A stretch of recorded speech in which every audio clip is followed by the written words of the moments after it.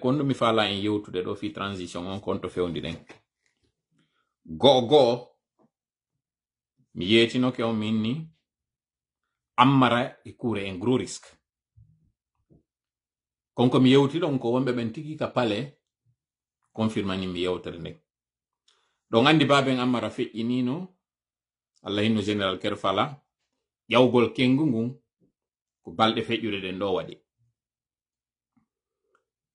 ɓaynene makko ƴawi kengu hay kaka cité ministériel ɓe woni ɓe gayni wattude sundun ka babe makko o naɓiɓe ton lambanjiɓe ton lambanji nongo parce que o hoolaki alhaali makko hay wonde kaka pale o walata koye gino ka pale o yeyino fewndo ɗo ni kaka kan o ne walde wolta kan on parce que o fuɗɗike la yurmude kanko Ammara. Et je vais dire cette partie en français pour que cette partie-là atteigne les forces de défense et de sécurité, plus particulièrement lui, Ammara. La dernière fois, j'avais dit que je ne suis pas son fan. Et la raison est toute simple, c'est parce que la lettre qu'il avait écrite à l'endroit des enfants des anciennes victimes de Kamboaro, l'association des anciennes victimes de Kamboaro, je n'ai pas aimé. Mais avec le temps et du recul, j'ai compris ce qui se passe à l'intérieur. Et je commence à avoir un peu, à lui accorder un peu d'excuses, à lui alléger le fardeau, lui Ammara. Pourquoi? C'est parce que il y a une certaine injustice qui est en train de s'abattre sur lui. Malheureusement. Cette injustice qui s'abat sur lui nous oblige, nous, à alerter l'opinion au sein de l'armée. Pas pour que nous on agisse, hein. Malheureusement, nous on ne peut rien faire. Mais ce qu'il a subi récemment, et ce que Sadiba a subi récemment, ce qui est arrivé à Sadiba, on ne voudrait pas que cela arrive à Ammara. Or, c'est ce qui se dessine présentement. Je vais vous faire quelques révélations concernant Sadiba. Paix à son âme. Pour ceux qui ne savent pas, Sadiba, il est né au Wassolon, à Mandiana plus précisément, mais il n'a pas grandi au Wassolon. Il a grandi plutôt au Fouta, précisément entre Kumbia et Kundara. C'est là où il a grandi. Donc, Sadiba était un foulafile. Il parlait très bien le poulard.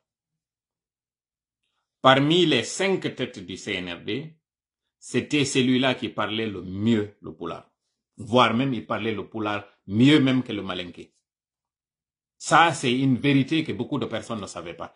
C'est pas une condition en tant que telle, hein. C'est pas un atout, ce n'est pas un mérite de parler le poulard.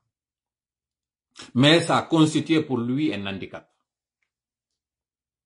Pourquoi? Parce que le fait que certaines positions qu'il prenait parmi les 5 faisait qu'on le soupçonnait d'avoir un certain penchant pour certains ressortissants de cette région. 1.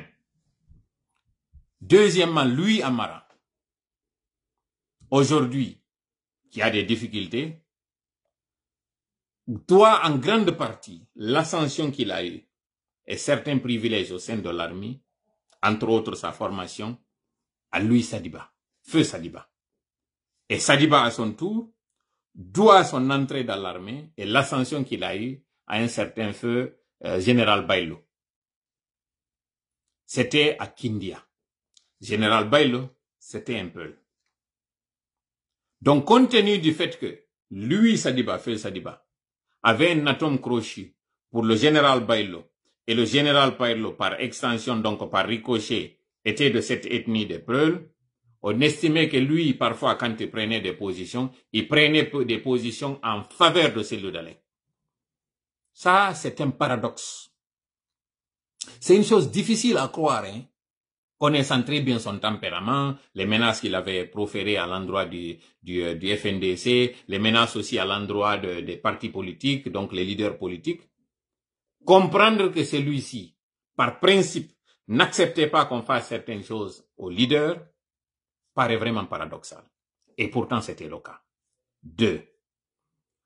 Troisièmement, lorsque lui n'a pas voulu embarquer dans cette démagogie de confiscation de pouvoir, d'abus d'autorité, d'injustice, de complot, lorsque lui n'a pas voulu embarquer et qu'il a rappelé ses frères d'armes qu'il faut qu'on fasse une transition rapide, qu'on organise des élections et qu'on dise la vérité au peuple, cela a constitué des problèmes pour lui. Il est parti aujourd'hui, il n'est plus de ce monde. Mais puisqu'il avait un lien avec Amara, on estime que tout ce que lui il avait comme position, comme lecture, Amara pourrait développer ça.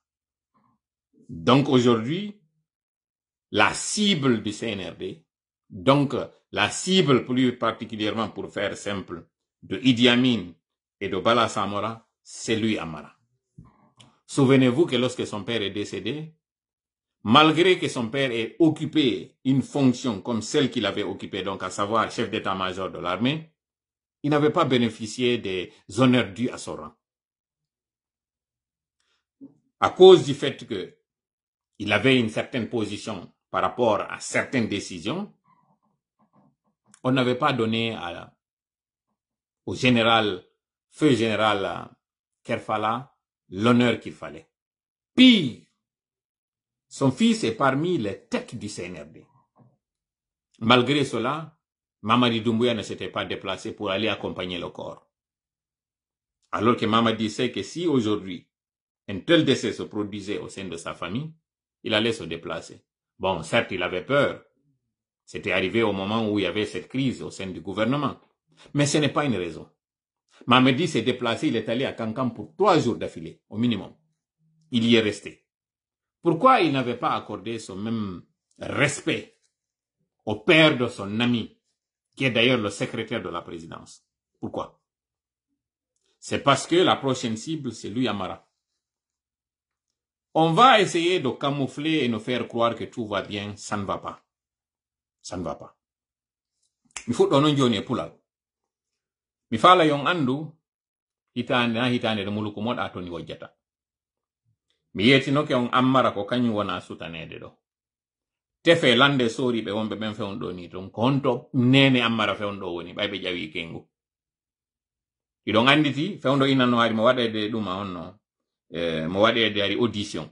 N'explica ni non do wonde makaka présidence auditiona o joni version mako be fotto e ka haut commandement be wadi réunion technique fi sécurité o fayji din e konno be do wadude. Mais don anditi kadi fi yonen makko natte ka suudu mabbe ton. Be arno be wadi descente don be ari nangugol be yeyobe dorogo ka takko don. Ha yimbe inni wonde ma ari felli ka sakko suudu makko.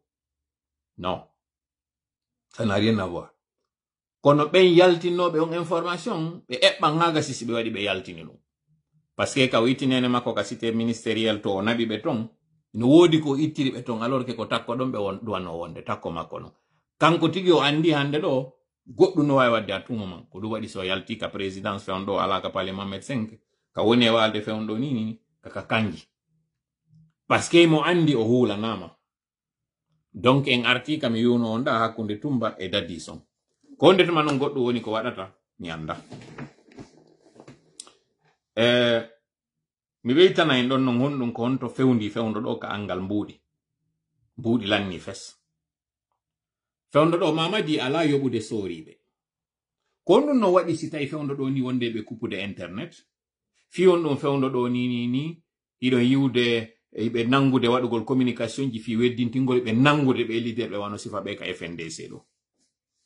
CNRD ko wuli kombe dalata. Hibe andi fewndo ni si sifleru wuttama tun jama on yaltanibe. Soribe ben ko dun don tun habbi no nyonyinani ko dun don tun be habbi be yana e makko. Gotel e piji didi hande do ni si ko ati wadde wo e modon ngara CNRD fi mulani. Yobe hawtondir e nokkure nde tawata cif be fobbe reglete don. Si dun don ati ke wadugol ara fi mabbe olani. Be takkoyto no ngabe takkoyto kono be habo e kadun do latoyto. Jama on ado yaltande be do. Sabu angal mbudi, sabu angal nyamete, sabu angal courant, sabu angal ndiyam, malgré ko tawata kon fewndo ko ndungu, si ɗum ɗo waɗi tun soriɓe wonɓe ɓe nder ton tawɓe ɓe alaka hendade pension ji maɓɓe kono ɓe ala yaltinde fewndo ni ɓe wola parce que ni ɗon andi ari ɓe marno bonji carburant ɗin bonji carburant fewndo ɓe accama jonnede ɗi parce que carburant on so yi ko carburant de mauvaise qualité wonani ɗon hendade senerde ko woɓɓe woni rewde mum trader ɓe ɓen ɗon woni ɓe sodande ɓen non sabu ko tawata ko mbuuɗi ala ko yoni parce que o yino ko ɓe waddi kon e ɓe ka devise on fewndo ni ala en lanniri cash ko inete kon devise trésor meɗon on fewndo ni ko ɓay tum médiaji ɗin ala wolde fewndo devise lanni lande fewndo julajo simo wadde commande à l'étranger hara ko commande personnel lande mo fewndo ni tan ƴetto on fi yo mbuɗɗin iwlagine ɗi yaɗi hewtoya kadi yata ton ɓe yeto ton tan on multiplié par 3 si ƴettayno non 5 jours hande ɗo ko 15 jours no wawi wadde 15 jours hara mbuɗɗin han joni ɗi hewtoyaade parce que liquidité guine ala médiaji ɗin non ino tawa ko ɗi ɗanninira ko yo taw waɗata tum pif médiaji ɗin yalta wola donc mbuuɗi lanni fes maaro mankay carburant o mo tawata ɗo non ko mauvaise qualité yehi ha ɓaytay compagnie wonɗi ɗin Shell e Total e ɗiɗi anduɗon tosoki ɗin décidi wondema ɓe ala yeeyude on carburant bonɗo ɗon ɓe inni lagine koye addu carburant tawɗon ko carburant de qualité ɗin non mbuuɗi ala conséquence on ko won ɗum rupture waɗi ka commande hande ɗo ni ko ɓe habbi hari ko haaɗi résultat ji ɗo gayne jonnede hande kadi ara goto yata l'école fop jooɗike ka cuuɗi muɗum fewndo ka ndungo ngo ɓurtide ɗo ɓe yetto e non wondema carburant ala ɓe ɓeyna donc kadi prix on donc mauvaise nouvelle ji ɗin taw arano ko carburant mankay maaro mankay ndiyam ɗuma honno sukkar mankay nebbam mankay kala ko innete kon denrée de première nécessité siɗo mari feere soode fewndo mari to ɗon kono ɗum ɗon fop nafata en siɗon faala on soodayna do magasin ji no wodi ɓe ala feere wakkile nde hitande ɗo remon ko ñaamin wakkile moƴƴa pomme de terre heɓo ka yimɓe ñaama on noon pomme de terre o waɗe purée o waɗe salade o waɗe ko waɗete kon fop kono wakkile moƴƴa ɗum ɗon ñebbe kadi waɗe moƴƴa par ce que ngal on ñaama e ñebbe fi on ɗum non crise no fokkiti kadi ka sous région non crise tawo won ko honɗum waɗi mo communauté international on ɓe décidi pirete onon information mo wiɗon ɗo Donald Trump o paama confirmi konko mi huli ɗon parce qu'il n'est pas question États-Unis yo jaɓu présidence sanza goɗɗo arata o dartota ko riisi ɗum ɗo mi anda no ɓe gerdirta mi anda no woodi piyum kugo wattanaɗiɗa ɗo taw ko feƴƴi France mi jiwtintano yewtere ndengo e muɗum hande ɗo parce que mi jogaki preuve ji ɗin kono yiyoyay si feƴƴiɗo lebbi on humpitoy to élection ji waɗɗi France ɗin fraude waɗi e majji mi fillito miɗo andi o ngalɗaygo yo wiyay to laari kadi hande ɗo e penale muɗum ɗen ko wowli ɗo no nde ɗo nde waynaki hundukon élection deuxième tour waɗɗo on ɗo premier et deuxième tour waɗɗo France on ɗo fraude waɗi e makko Emmanuel Macron ko boulangejo ka sengo politique ko non kadi o ardiri ka politique fino yo yiw moƴƴa konko mi woni on e yewtande logique muɗum on haysi mi ala heɓugol feere nde mi jonnira on CD on o waɗi dissolution gouvernement makko on parce que hari ko dissolution parlement on kam plutôt parce que ko soit o démissionna alors que non o wata démissionne de ɓe gayni dalta o e conflit ɗo sengo Europe on ko kanko ɓuri hikkanade yeeso o gere ɗo so iwi tun sengo Europe on ton hande kadi ara gere on o ɗanoto ara hande kadi Ukraine ala wallitotoɓe ɓe donc ma gereteɗen fop o maintene alors que non élection européenne ji waɗɗi ɗin holli o woni en faiblesse jon non ɗo yo accu konko woni ɗon en faiblesse ha ɗum ɗon laato ha tawata ko kamɓe wonɓe ɓen ka droite extrême droite on arata ɗo o anticipe kanko o waɗi dissolution parlement on sénat on va dire kono non o waɗiri ɗum non mo andi ko moyen makko mo wata wadde on non o waɗa première élection ji ɗin tawoji ɗin ko ɗin ɗo yaltinta résultat mais mo anduno deuxième tour yayete so wattane yila moƴƴa andir ton ko joueur jo poker ko joueur jo loterie ndare date deuxième tour on 7e mois 2024 iɗon andi ko inete kon sa yehi casino zugol ngol machine on sa waɗi ni machine on andi ko chiffre ji ɗin yata tuma chiffre ji tati hawtodiri tuma chiffre ji ɗin tati merci beaucoup assemblée nationale on plutôt parlement assemblée nationale merci tuma chiffre ji tati hawtodiri woɓe nayi a gagnike donc kanko Macron tellement que tawi ko eɓɓana o eɓɓani premier tour on mo tawata mo andi on premier tour ɗon gagnetake o waɗi deuxième tour on yo tawoyta ko ñande kadi o woni juude kadi loterie go kañum kadi o loterie ɗon o eɓɓani 7 ji ɗin ɗiɗi ɗi jokkodiri parce que mo anduno ko victoire à moitié o woni hendade na victoire complète o woni hendade mais du moment kanko hendotono deux chiffres ji makko ɗin haray lanni fino yon faamu moƴƴa yon kadi logique ko moni on e yewde ko français ɓen fop ɓe wono surpris yugol konko waɗi ɗon o anticipe ko ɗum CNRD waɗuno en ɗo kaɓe waɗi o dissolution gouvernement o français ɓen heɓi ka hilno ɓe yeggiti fi ko waɗiɗa kon ɗum ɗon commenta ɗen balɗe ɗon tawi plateau téléji ɗin fof ko ɗum ɗo woni e wolde yeggita hande kadi guere ko ɓe woni e wadde Ukraine yeggita piiji ɗi woni o heɓino o heɓirano o fofura seeɗa ɓe organise premier tour on ɓe wakkili extrême droite on heɓi chiffre jano ɓe yehi non ka presse hande kadi ɓe waɗi non ko inete kon ɗuma wi yonno campagne de peur hulɓingol jama on wondema so on jooɗi ke o yaali voton ko ɓeɗo woni arde ka laamu fino yo jama on kadi ɓuri yiwde hula argol maɓɓe kamɓe on ɓe geri ha tawata riisi en yiyay ɗum ɗo welto inna ko victoire maɓɓe kamɓe kadi ɓe waɗi o tweet mo yino ɗon ɓe waɗi on soutenugol mo alors que kanko ko ɗum ɗon o falano himo andi ɓe ya gaynali wonde prêt himo reni kadi ko paykum hikkina yeeso donc o profiti situation on ɗo o organise premier tour on deuxième tour on so wattani yila wonɗo premier on habbano kay taw kanko wonayno wonɗo deuxième on ka na on habbano wono deuxième ɗum ɗon au moins on s'entend là-dessus score mo ɓe wawi wadde on au deuxième tour na on ɓe waɗuno premier tour parti makko on kanko Macron mijite moƴƴa ɗiɗo on yiyon ɗi moƴƴa faamo mi jaɓalɗi komantugol on tuma ko moni on e wolande ɗo non na mi woni on e yewtude ɗum ɗo mi yetinoke on CNRD perdi lobby go sengo France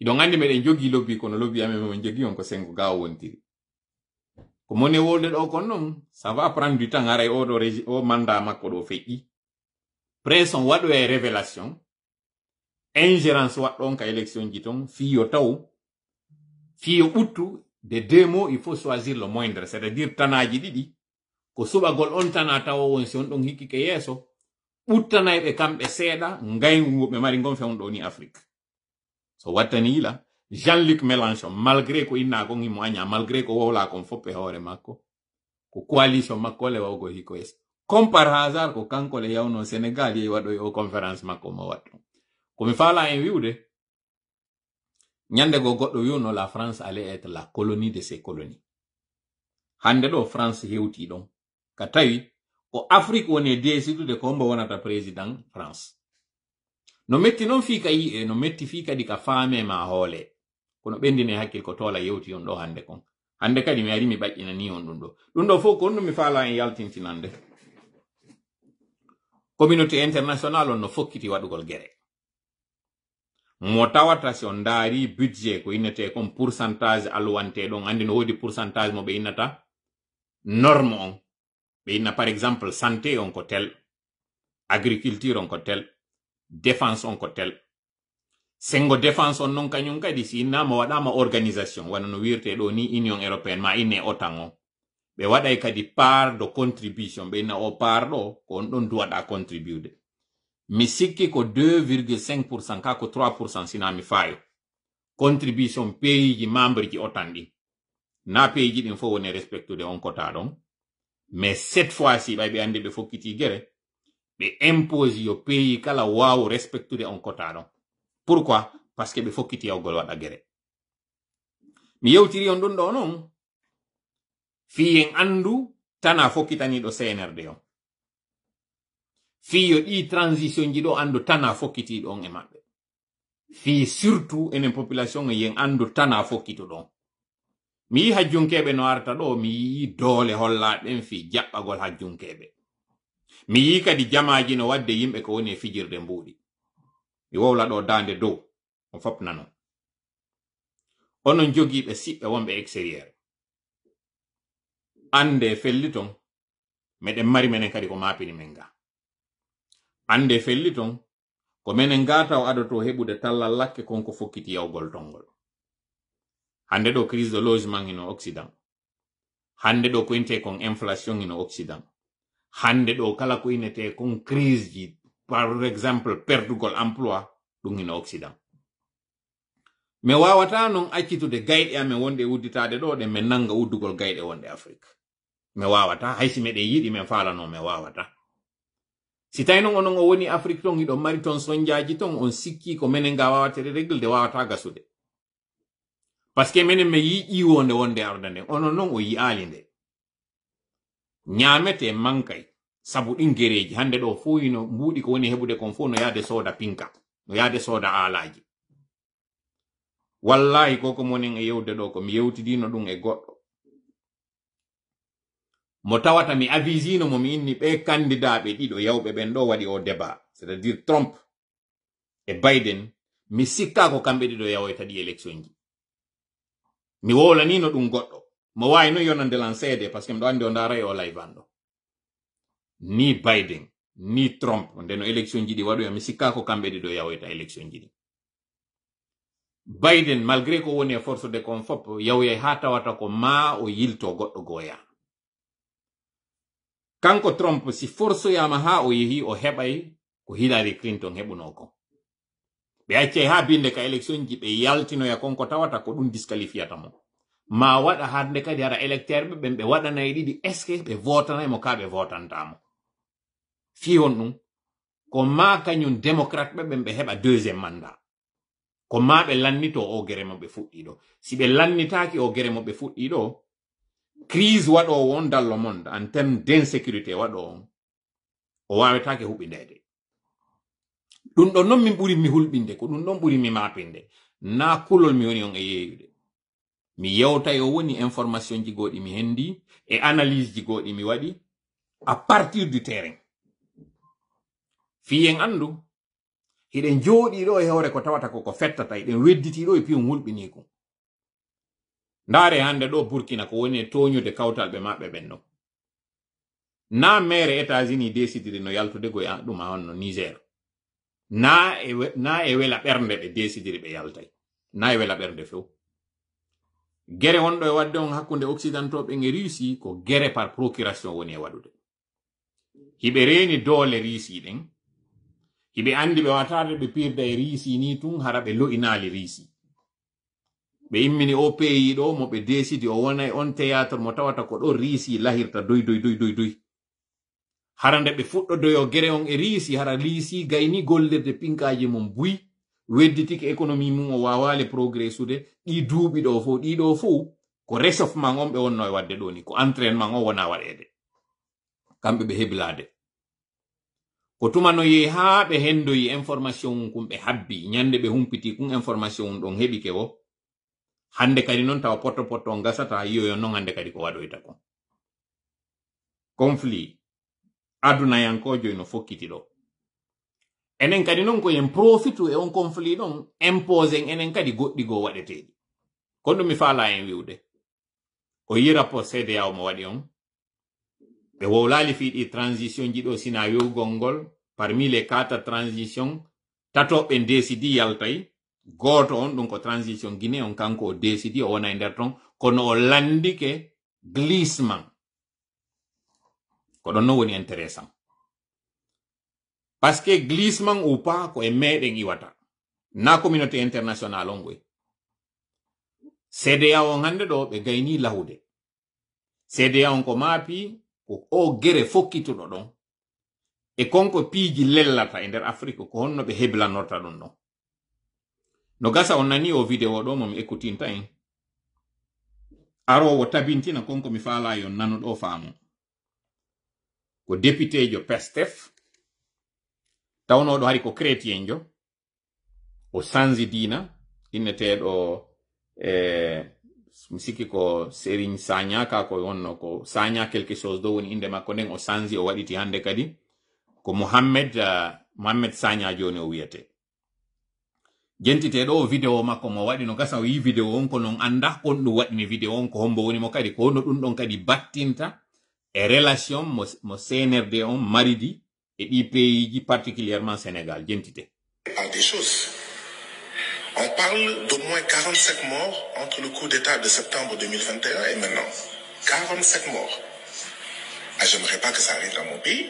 J'aimerais pas que ça arrive dans un autre pays. Et donc, ça doit nous préoccuper. Et le rapport est... Merci beaucoup, Amiro Mangal, ko Guy Marius Sagna. Ko chrétien jo sanzidi na nebali joni ko Mohamed Sagna wiyete. Ko député jo non Pastef.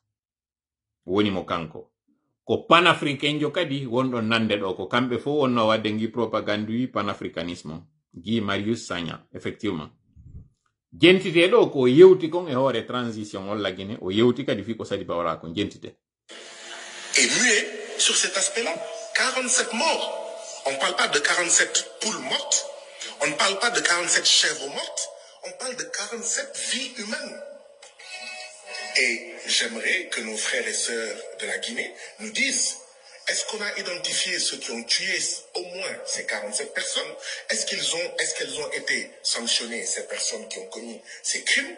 Parce que si on ne les sanctionne pas, vous-même qui êtes assis ici, frères et sœurs de Guinée, vous êtes en sursis. Vous êtes en sursis. Ou vos enfants, d'accord, vos frères, vos cousins, vos voisins sont en sursis. Donc j'aimerais que la délégation de Guinée nous dise, comment est-ce qu'on peut tuer 47 morts? 47 personnes, 47 Guinéens. Et il y a beaucoup de manifestations qui sont réprimées, dont une manifestation, la manifestation contre la récurrence des coupures d'électricité dans un village. Et on réprime comme ça les gens. D'accord? Un général, le général Sadiba Koulibaly, il est mort en prison. Mais c'est grave, c'est dangereux. Si un général peut mourir en prison en Guinée, ça veut dire que tous les Guinéens peuvent mourir en prison. Voilà. Mi haɗa waɗo parce que on daari no vidéo on kono mi faala en yaltintinande Pastef ko coalition adduɗon Sonko e Diomaye ka laamu e yinon CNRD faminanno en ɗo wondema kamɓe Pastef ko bras dessus dessous kamɓe c'est à dire e parti makko on kanko Sonko na ɗum ɓe faminanno en ɗo joni noon o député jo ɗo naafi Sénégal koye woni e wolde naafi Sénégal ko fi lagine leydi tawori ko kawtalji maɓɓe tugi kono mi faala en fait yaltinande en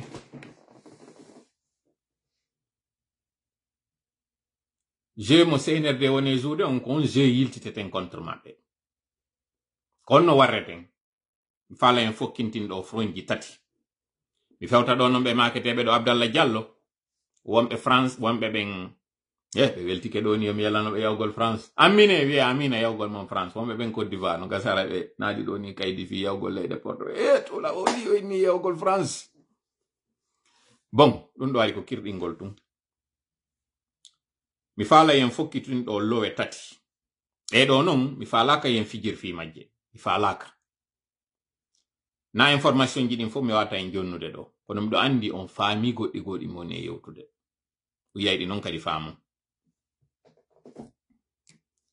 mi yeetike on France woni colonie ji mum ɗi o monté d'extrême droite ko waɗi ɗum ko Afrique parce que taw sikku ko ɓe onno yiide ɗo ɗi vidéo ji yimɓe no inne sortede chez nous yalte ka amen ton sikku ɗum ko sans conséquence non no mari conséquence yi jani ɗin conséquence yi ko wiwgol hiɓe raɗade en ka maɓɓe enen kadi raɗoɗen ɓe ka maɓɓe go'o ɗimmel muɗum ko wonɓe wiwde Afrique ɓen ala débarka par milliers ka plage ji français ɓen européen ɓe ɓen nayi français ɓen tu woni yiide ɗum ɗo watti ɗon noon ɗi crise ji mondial ji woduɗi gibi nde nawnare covid ari kamɓe ɓe sikkude ko ɓe hoɓɓe ɗo woni ɓe jaɓude golle ɗen kamɓe ɓe sikkude ko ɓe hoɓɓe ɗo woni e waɗude leydi ndin satta kamɓe ɓe sikkude o crise de logement ko ɓen ɓe yeggita noon population pays ji yele hari ɓuttunoɗi no mari guerre hande ɗo ɓeyno déversi dans le monde par exemple ukrainien ɓe ɓen ɓe yeggita ɓe ɗo woni déplacé be yeggita kadi crise climatique on waɗi woɓɓe go no dogude ka leydi muɗum harale ala fellude ala wadde gere ton ɓe ya nokkugo fattoyagol kono piske ko enen ɓale ɓemɓe woni yiide sabu ɓandu ndun ko ɗum ɗo waɗi si hande ɗo ɓe wiide waɗen ɗin sariyaji tawoji en sattinana ɓe argolngol la même chose ici au Canada ɗum on aux États-Unis au Canada kon ɗum kadi waɗi si tawi hande ɗo monté d'extrême droite on hiɓe yiwde ɓe arɓe ɓen non kadi naati haranaɓe hewtuɓe ɓen taw ɓe yiɓe par millier ɓeɗo si hewti ino arde utilisa abusa systéme socioji ɗi ɓe mari ɗin wano par exemple ñawda gongol ma hoɗina gongol e cuuɗi jonne gongol wonno koko ente allocation familiale si faɗin ɗon fof tanke ɓe yiide ɗum ɗo ɓe wiide ko hoɓɓe ɓen woni e wadde ɗum alors que noon ɓe yeggita ɓe mari kadi hoɓɓe goo tawɓe ko rawna guriɓe kono piske enen no weli fi sendidirgol ha ko hombo woni koɗo e ko hombo wona koɗo yimɓe ɗiɗo no wawi arde e quartier goto oɗa ara ko ukrainien jo oɗa ara ko maghrébin jo oɗa ara ko ɗuma ko sud africain jo ɓe yiyay maghrébin jo ɓe sikka ko algérien o arino ɗon mo mari kaydi ko heɓa ɓen ɗon ɓe accitamo ɗon kanko ɓe yanana o africain jo ɓalejo ɗa ɓen ɗon ɗiɗo nde no yananeni no jiɓe oɗo ko maghrébin oɗa ko ɗuma ukrainien jo on ɗo ara ɓe considére mo comme jeeyaɗo e maɓɓe kamɓe alors que on ɗon on kadi ko yiwɗo nokkugo arɗo fattiɓe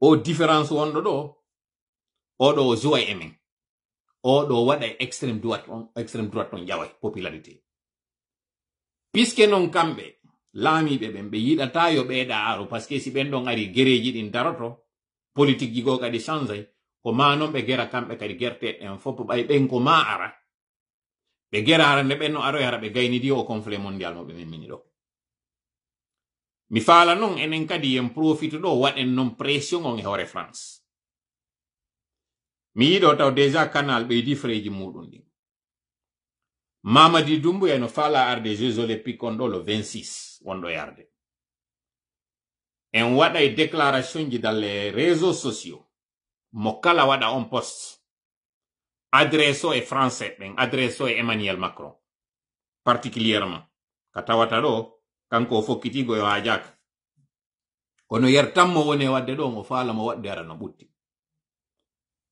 menace kañum gouvernement français on e politique étrangère française on si ɓe werni Mamadi Doumbouya France o ari ɓe wernimo alors que ko putschiste jo kala intérêt ji ɗi France jogi lagine fuɗɗi e station Total ji ɗin marché ji commercial centre commercial ji ɓe jogi ɗin kala ko innete compagnie minière ji ɗum kala ko intérêt français woni ko waɗi Sénégal kon e waɗa e ɗon kañum kadi ils ont le choix e ngala arde ɗo hulɓinen ay goto e ngala menace ay goto wonɗen ɓe yeytade kon ko ɓe ƴettu responsabilité ji maɓɓe ɗin ɓe député ɓe non keso arɓe ɗo ɓe jaɓatago en giya pagayi wingi kamɓe ɓe wonno e waɗude ɓe wonno e waɗude par ce que joni ɓe ala doole profiten ɗo non fewndo ka tawata wiyaɗo ko ami Afrique no fokkiti ka laamu kon ka primature enen kadi non profiten o occasion ɗo fi changegol do non tawi habboro CEDEAO on ballal CEDEAO on ino kippude ino mari ses propres chats foyte tawi habboro CEDEAO ko en créé front mo tawata enen wonɓe ɓen fof ka diaspora mi wowlino mi wowlitike kono nde yewtere an alaka wattane diila manifestation ji ɗin ko raɗa ko haɗa ko lagine hiɗen wawi wiide ɓe lagine ɓen ɓe wata wadde goɗɗum kono en wata wiide hande ɗo enen wonɓe ɓen à l'étranger ko eteni en wata organise de marche ji de protestation et de contestation andinen opinion international on wondema Mamadi Doumbouya na o légal na o légitime mo abusede kadi o guinéen ɓe. Je répète cette partie en français. En prélude au démarrage des Jeux olympiques et paralympiques de 2024 en France. Le démarrage se fera vers le 26. Et nous entendons que Mamadi Doumbouya fait partie des invités par la France à venir assister à ces Jeux olympiques. Nous interpellons le peuple français,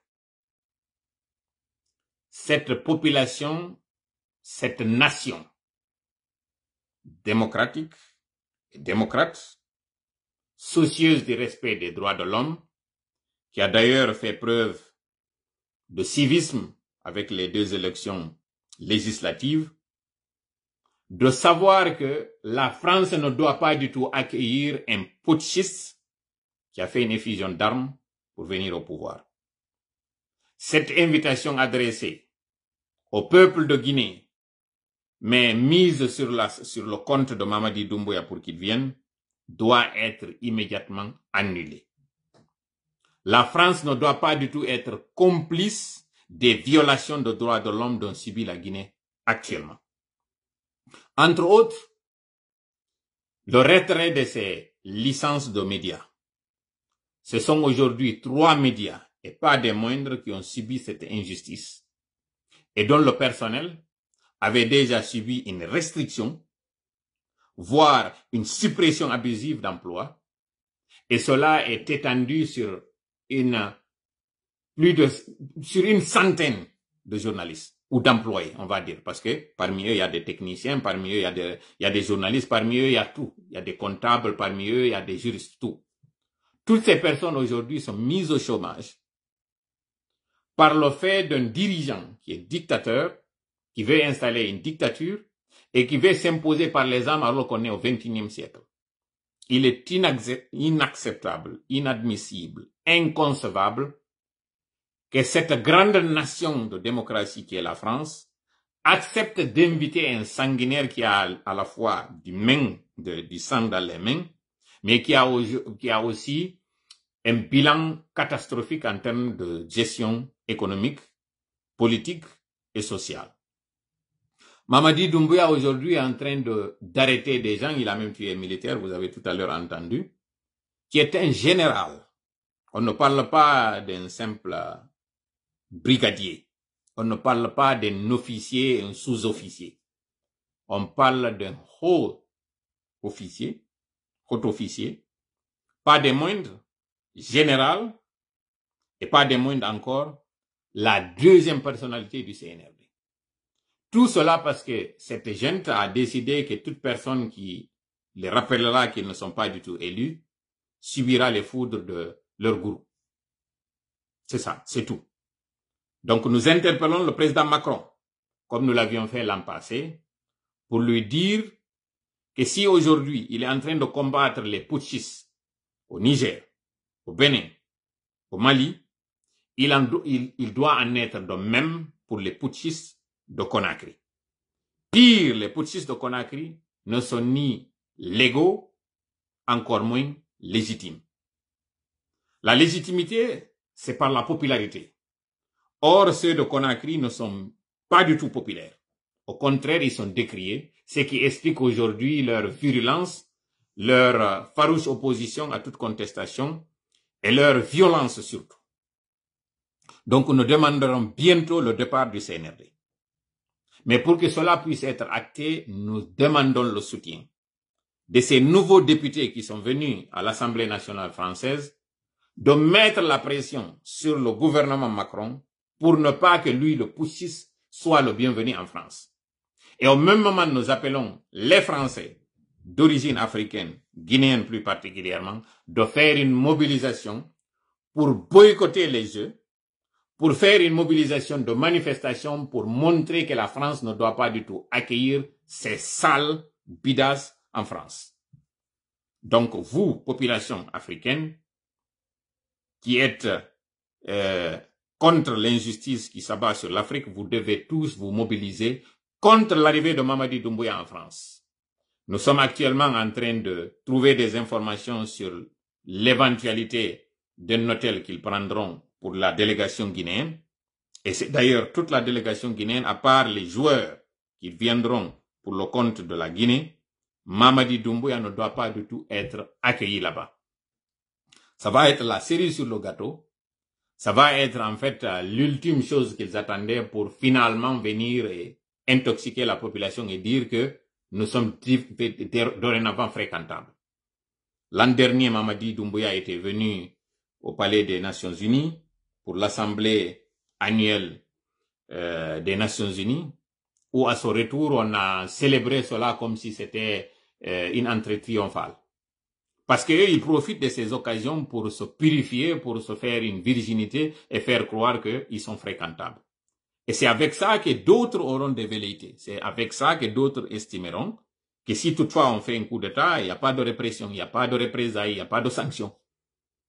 Or, cela est un très mauvais message. Un très mauvais message envoyé à la démocratie.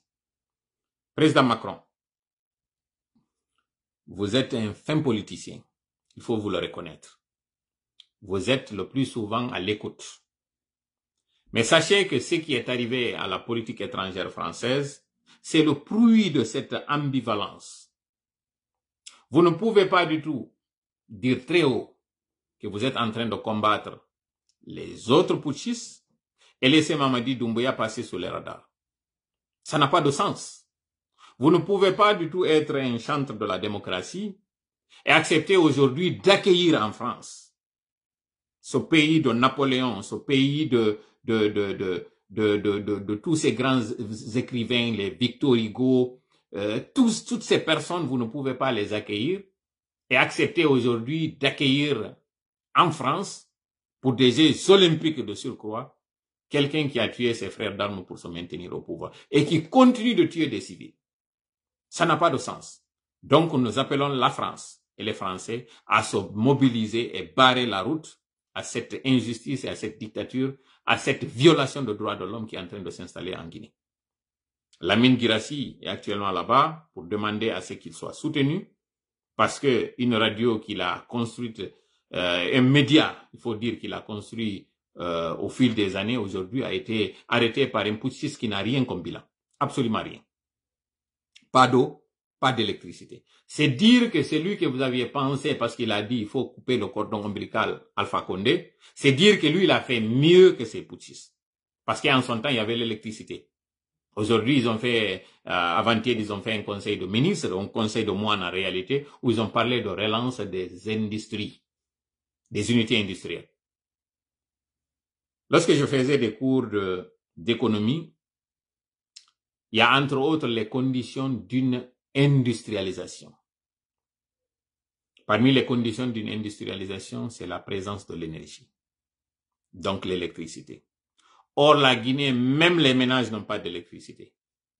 Lorsque même les ménages n'ont pas d'électricité, que voulez-vous et comment pensez-vous qu'une industrie peut être redémarrée alors que cette industrie ne va pas fonctionner sans carburant, sans électricité, sans énergie en même. C'est de la poudre aux yeux. Voire même c'est une insulte à l'intelligence du Guinéen. Pourquoi? Parce qu'ils savent que sans information, avec les médias aujourd'hui qui sont fermés, il n'y a que la RTG qui est donc la radio d'État qui est en train d'intoxiquer, en train de donner des fausses informations, donc de l'infox pur et simple.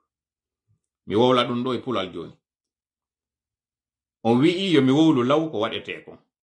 Mi noddiɗo kala wonɓe ɓen extérieur. Fewndo ɗo ni ko ete wiyata jangol no woodi e wiyata e ngala fewndo ni congé. Sen décidiɗo waɗugol mobilisation. Mamadi Doumbouya no faalaade France fi lancement on le 26. Min humpitike ko le 25 o faala hewtude. Le 25 juillet ɗo. Meɗen gerde min humpito hôtel ka woni e tipporade ɗon. So ari non, o waɗay woni tourné na France tun woni yaade. O yahay France, o faala yaade Belgique, o yaha hewtoya Suisse e Allemagne. Ko ɗiɗo min humpitimo faala waɗude. Joni non, mobilise ɗen e ɗi pays ɗo fo préparo ɗen. Gogo taw wonɓe France ɓen waɗa pression e ɓe parlementaire ɓe hesoɓe ɗo, fiwata ɓe jaɓu Mamadi Doumbouya ala France. So forsi non situation on, habboro ɗen bo no juldano habborte. Mi torike on ɗum ɗon. Ɗum ɗo wota nangu yugol ɗen habborade ɗon ɗo lagine. Mi torike on ɗum ɗo, hande ɗo no sommes le 13 juillet 2024. Goɗɗo wiyoyta ɗo wondema tola wowlano ɗum ɗo. Law. Mi wowli ɗo yen mobilise o préparo ɗin. Leydi ndi wonɗe o. France, Belgique, Allemagne et Suisse. Ɗiɗo nayi préparo ɗen habbitagol ɓe. Et de pied ferme. Même s'il faut que déplacer imme fiyo sembing, préparano ɗen mo e ɗi pays ɗo fo sembinde moƴƴa. Sur le plan local, la Guinée ko ɗon non ɓuri wonde ko foti kon. Sori ɓen ɗo ko ɓe habbi wo ko yo jama o memminano ɓe. Mi wino min na sengo woto memminantoɓe. En ala wiide e memminato sengo woto ɗum. o yiɗo lettre mo force vive de Guinée on windi mo tawata o yali to logo frappon c'est vrai et c'est pas grave kono élément ɓe frappe o yiyoyayɓe ka terrain si Allah jaɓi fewno me wolno ɗo fi union sacré en 2022 yimɓe yaltuno ƴuppi men RPG UFDG wata wonde nokku gotum opposition e mouvance wata wonde nokku gotum parce que ko ɓe ɗo warani en hande ɗon non o yi wonɓe warde ɓen iɓe kalamu ɓe warindirde e hakkundeji maɓɓe hande ɗo jon non gonɗo waɗeten timmay ɗo woni 1 heure de temps mi faala noon arrêtude ɗo e timmude ɗo 1 heure de temps ma exactement ka 1 heure koko mi yewti ɗo fop mbuuɗi ala carburant manka woni salaire ji yoɓetaki ñamete manka woni crise on an nemmo fi yo welu fi crise ji ɗin fop no jonnude rendez-vous CNRD noon ino wadde konko tawata ko marɗo dogu reedu on andi marɗo dogu reedu jaɓata emagol so emike tun fuytere mo andi o tuninay joni conci ɗin emagol noon CNRD on koyo heɓa on hikotoɗo yeeso wi'a manifestation waɗay ɓe yiɗata ɗum noon ko ɗum waɗi si ɓe nangude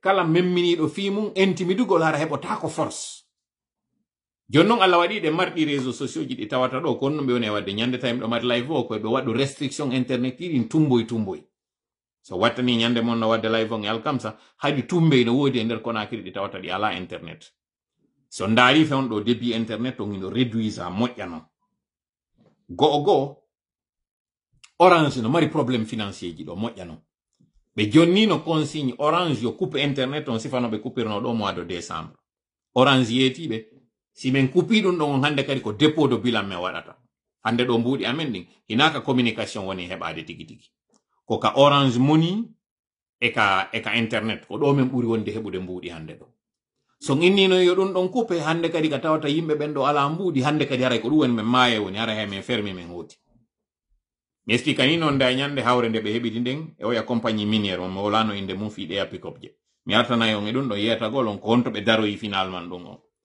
ɗon taw mbuuɗi ɗi ɓe habbino ɗin ɗon o kupike taw ɗin ɗon kadi ɓe kalike exécutugol kañum kadi projet on heɓi kañum kadi retard jama ko CNRD tigi attata ƴettan ngu laamu jonnita en sonjama waɗanten on CNRD e ɗe balɗe wonɗe e arde ɗo si Allah jaɓi ɗe jonte wonɗe e arde ɗo ɗi lebbi wonɗe e arde ɗo CNRD tigi hawjay yo ɗi lebbi heddiɗi ɗo yo décembre hewtu hara ɓe seedi e meɗen en hewtoyta noon hay ton goy ɗo e ɗum ɗon haray goɗɗum waɗi kadi si Allah jaɓi e yimɓe Claude PV ɓen ino nelimi e moɗon ɗo ko non mi woni e wirde yimɓe Claude PV ɓen miɗo andi noon o wawai famude ko ɗum mi woni on e yetade en plus miɗo mari ɗo audio mo mi waɗanto en ɗo heɗitoyɗen si Allah jaɓi mi gaynali hendade paramétrage ji makko ɗin fof wawɗo yaltinde audio on meɗen gerde taw ha o wona en lieu sûr on audio ñande o heɗiti ɗo o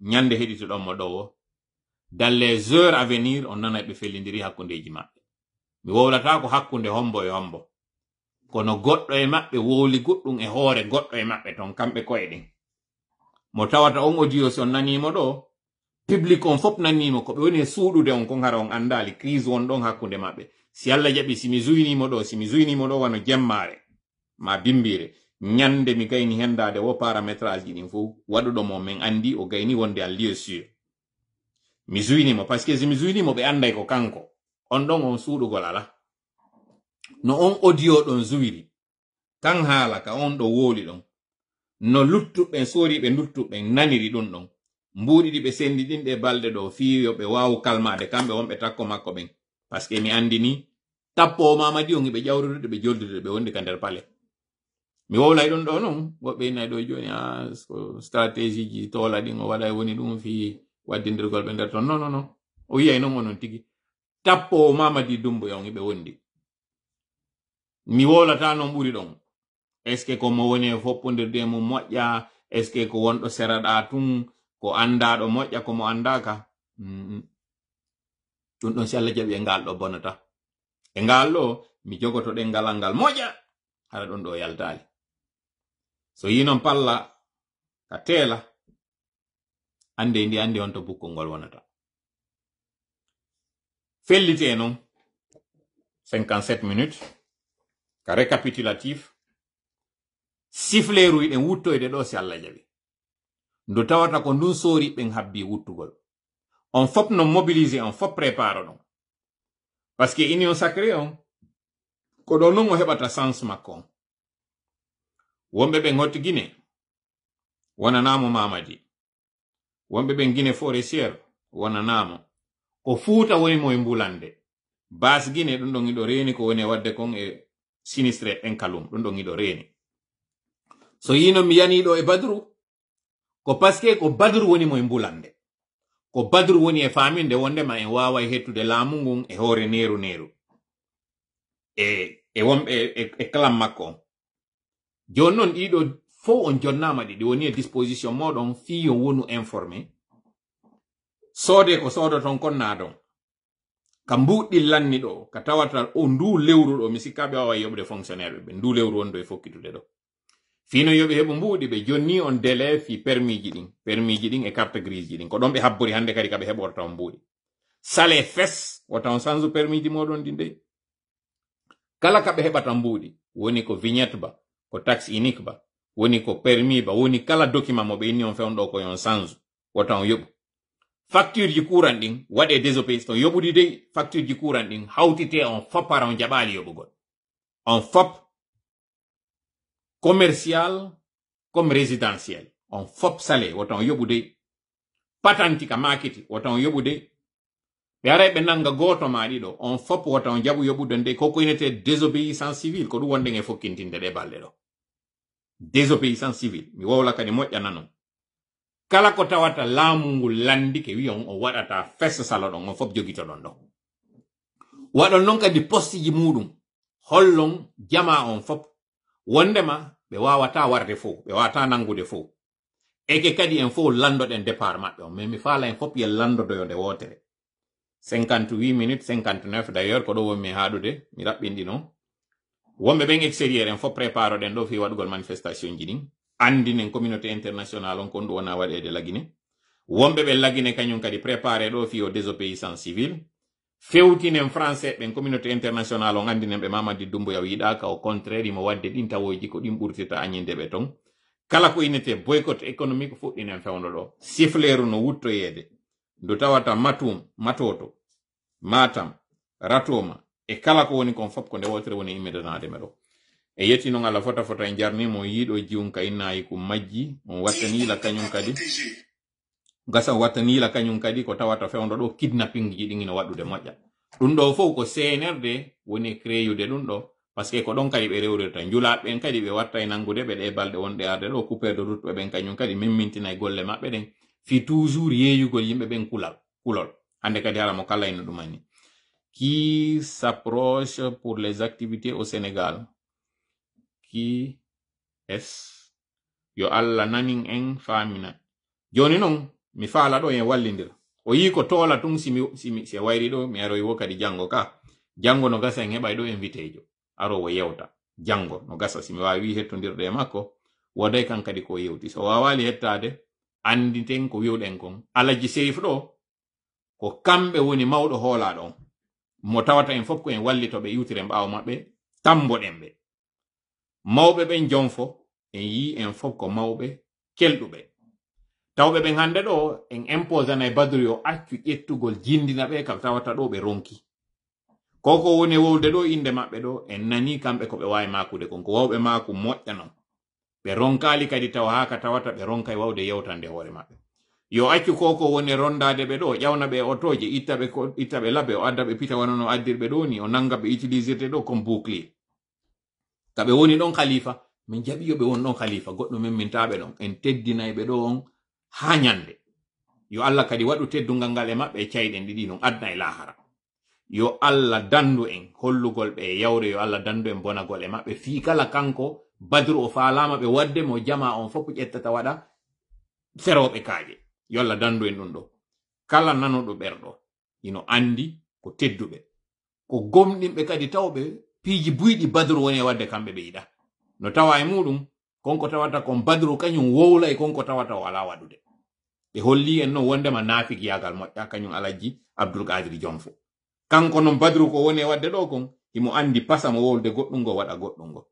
Mi yi on interpelliran ɗo par rapport PV o. Mi ala wolde pusi, mi wowli tun goɗɗi gonno ton ɗi bonay. mi yetike on tundo yimbe PV be inni be hiwro be windani kanyum kadi sori be batakuru sori be hendi ke ndum batakuru sori be kadi fami goddum hina fokkiti ko tawata mi juutinta me pallunudo PV no mi watan wowlande tro fi yimbe so yi ko mi inni ko yimbe PV be mi yali ko PV ko mi inni ko yimbe PV be faame moƴƴa onon kadi woni on goddo yewto won goddum nanon hara on yetak taw habboro PV taw habboro yimbe PV ben no wodi enen kadi ko duwaden wadude andi ko ndo mapini mi jama lagine on no jodi habbi yo taw ko sorijo kadi arata itta de ngakke de tawata do ko sori wadi de gibi independence ha hewti hande do tay c'est dire wondo e arde on do ko yo aro hewta o tawa ko wiiden mo kon ko dum o wadata fino yo dum do waawu laatade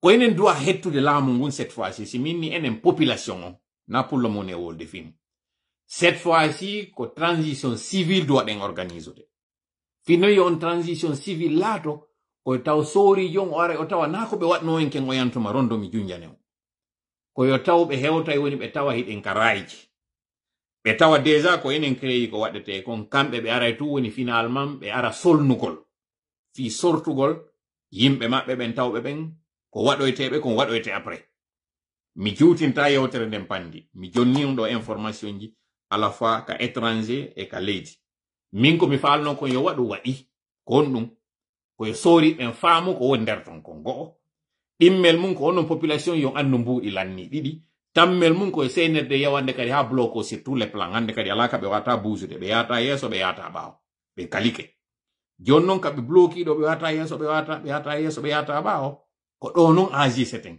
hakkil ki golla mi tori kala wono ballo meden hawrindina sababu Allahumma amin Allahumma salli ala sayyidina wa sallim wa assalamu alaykum wa rahmatullahi wa barakatuh joni ndi rendez-vous jango yannintina ƴette annu e on jango fi hore gongol tenen e talata jango aray en yewtay lannito den issa meden on au pire des cas invité jo meden on aray parce que issa mo fuddi den on ko malannito den mono ton ko faala en yu moja vive le frappe vive la révolution vive l'unité nationale l'union sacrée à luta continua